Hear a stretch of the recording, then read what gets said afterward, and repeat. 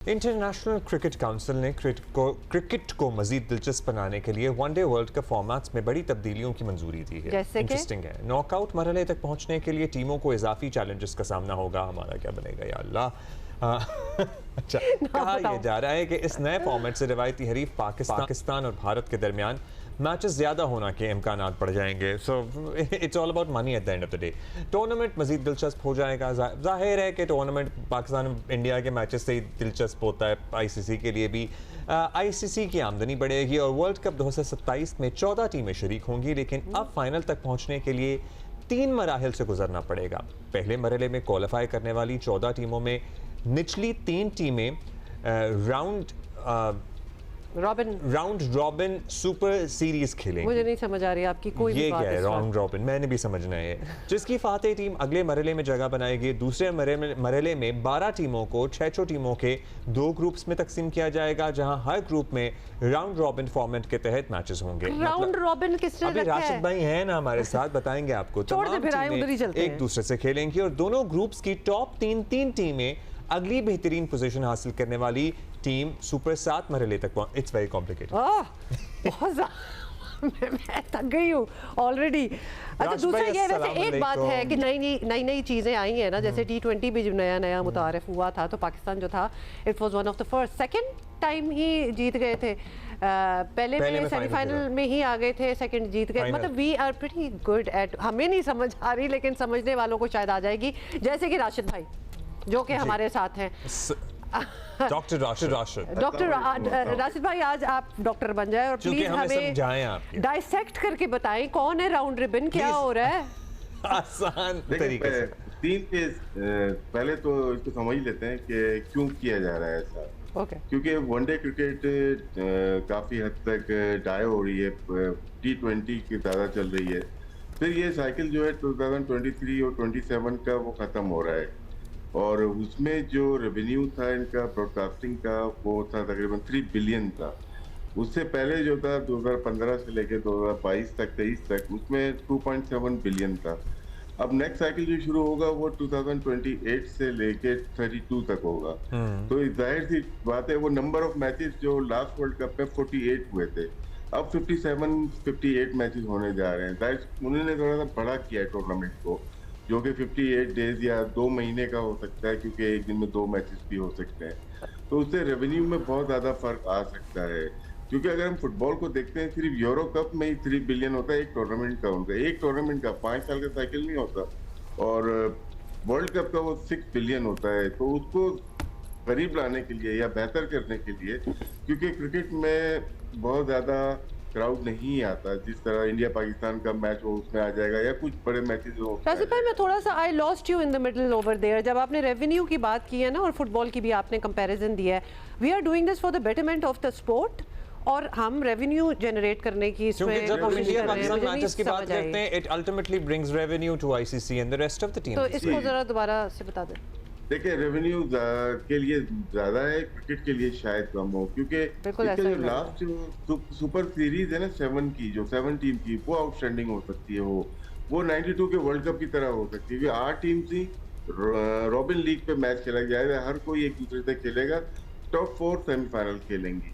तो 20 का जो टूर्नामेंट है ना, जिसमें 30 मैचेस हैं हमारे, जिसमें पहला तो होगा 10 टीम का क्वालिफायर होगा, उसमें से 3 टीम आएंगी, 3 का रॉबिन लीग होगा, उसमें से 1 टीम आएगी, 12 टीम हो जाएंगी, टोटल 12 टीम हो जाएंगी, खेलेंगी 20, लेकिन उसके बाद 3 का होगा, 3 में से 1 आएगी, वो ज्वाइन करेगी 12 टीम। वहाँ पे 6-6 के 2 ग्रुप बन जाएंगे। वो आपस में फिर एक रॉबिन लीग होगी, जो कि वहाँ से टॉप टीम क्वालिफाई करेंगी 7 के लिए, जिसमें 3 टीम जो टॉप की होंगी वो जाएंगी अगले राउंड में, और जो चौथी टीम होगी दोनों ग्रुप की, उसमें नेट रन रेट जिसका बेहतर होगा, वो 7 टीम होगी क्वालिफाई करने के लिए। फिर हम सुपर 7 के उसमें चले जाएंगे, आखिरी राउंड में चले जाएंगे, जहाँ पे 21 मैचेस हैं plus 2 semifinal and final, 24 matches हुए हैं। तो इसको थोड़ा सा बड़ा टूर्नामेंट किया है, लेकिन ये लग ऐसा रहा है कि लास्ट जो राउंड होगा ना सुपर 7 का, ये बहुत अच्छा होगा। अब इसमें वो नहीं होगा कि कोई भी टीम इसको हरा के उसको हरा के अगले राउंड में चली जाए या सेमीफाइनल में चली जाए। जो बहुत ही अच्छा खेलेगा पूरा टूर्नामेंट, वो ही सेमीफाइनल की क्वालिफाई करेगा। कभी कभार ऐसा होता है ना, कोई भी टीम ने बारिश में पॉइंट नहीं मिले तो किसी को हरा के पॉइंट्स लेके वो चले गए ऊपर। लेकिन लक वाला फैक्टर यानी कम हो जाएगा, परफॉर्मेंस बेस पे टीमें आगे जाएंगी। बेस होगा, जी जी जी, ऐसे ही है।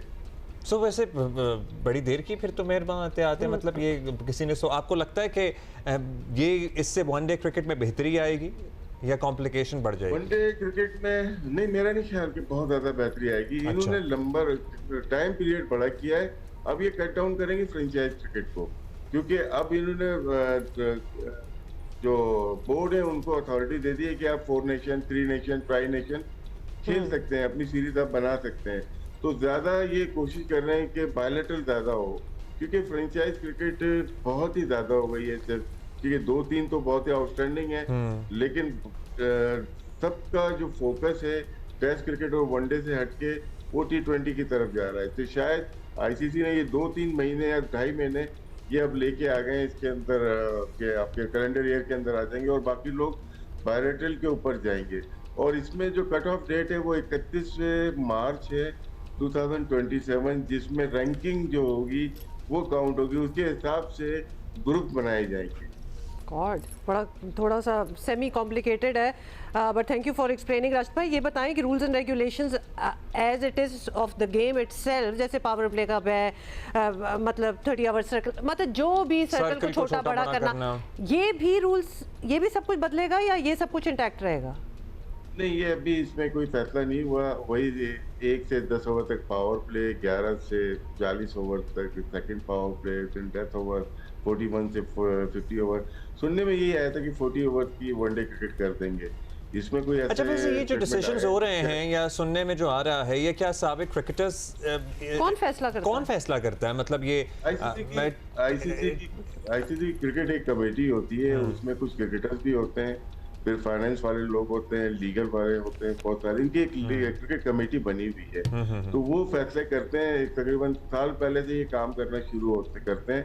अगर इंटरनल अप्रूवल मिल जाती है तो वो उसको as a terms and condition या लॉज ऑफ द क्रिकेट में लेके आते हैं, फिर उसके बाद बोर्ड मीटिंग में लेके आते हैं। जैसे भी अभी एडिनबरा में ये मीटिंग हुई है, फिर जिसमें कॉम्प्लिकेटेड केसेस होते हैं वो बोर्ड मीटिंग में अप्रूवल होती है और यहीं पे अप्रूवल हुई है सारी चीज़ों की।